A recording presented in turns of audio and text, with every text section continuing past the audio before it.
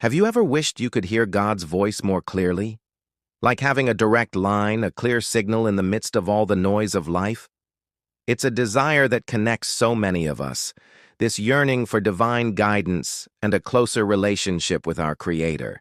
The good news is it's not some exclusive club or a superpower for a select few. It's an invitation open to everyone. Today we're going to explore 7 practical secrets that can help you tune your heart to hear God's voice more distinctly than ever before.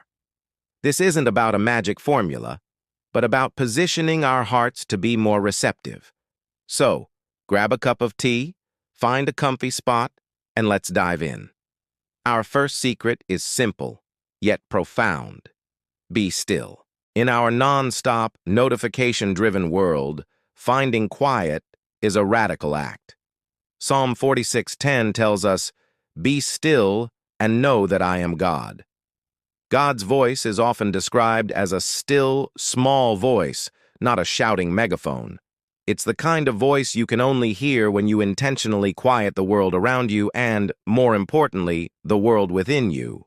This means setting aside dedicated time, even just 5 or 10 minutes, to turn off the phone, close the laptop, and just sit in silence. It can feel awkward at first, but in that stillness, you create the space for His whisper to be heard.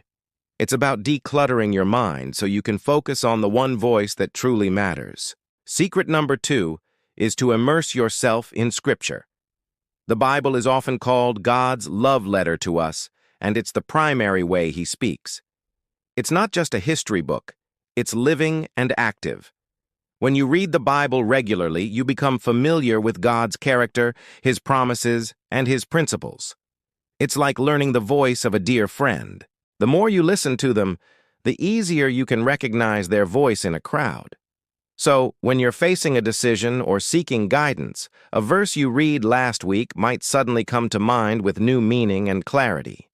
God uses His written word to speak directly into your current situation.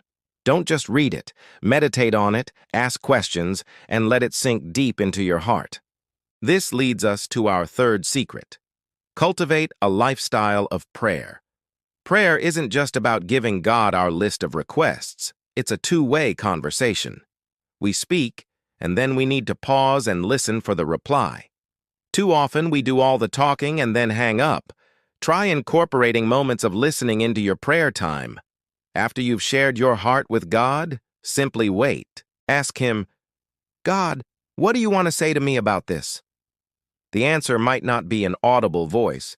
It might be a persistent thought, a sense of peace about one direction, or a feeling of unease about another. Prayer is about relationship, and good relationships involve both speaking and listening. Secret number 4 is to pay attention to your spiritual community. God often speaks to us through the wise and godly people He has placed in our lives. A trusted pastor, a mentor, or a friend who is strong in their faith can offer insights that confirm what you're already sensing from God. Proverbs 15:22 says, "Plans fail for lack of counsel, but with many advisors they succeed." When you share what you're going through, someone might share a scripture or a personal experience that illuminates your path.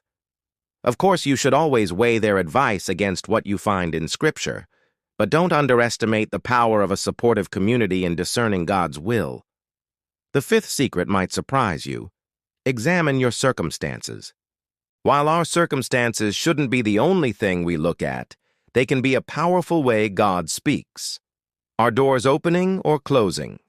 Sometimes, a closed door is not a rejection, but a redirection. God can use events, opportunities, and even challenges to guide us. Look for patterns and themes. If you've been praying about a new job and suddenly an unexpected opportunity that aligns with your skills and passions appears, that could be God's hand at work. Be a student of your own life, watching for God's fingerprints on the pages of your story. Secret number 6 is to journal your journey. This is an incredibly powerful tool. Writing down your prayers, thoughts, and the things you feel God might be saying creates a record of your spiritual life.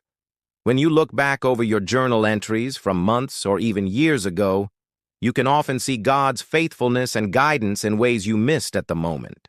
You'll see how He answered prayers, how He guided you through difficult times, and how His still, small voice was present all along.